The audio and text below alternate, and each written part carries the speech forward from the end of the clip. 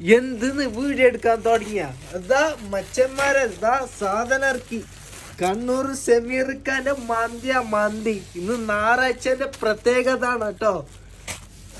അതിന്റെ കൂടെ ഒരു ഡിയു. ഓക്കെ, ഇന്ന് നമ്മൾ പൊളിച്ച് ഇതാ. അപ്പൊ സാധനം എടുത്ത് ഇട്ടതാ നമ്മൾ കഴിക്കാൻ പോവാണ്. കഴിച്ചിട്ട് വേണം ഇതിന്റെ അഭിപ്രായം. ഓക്കെ,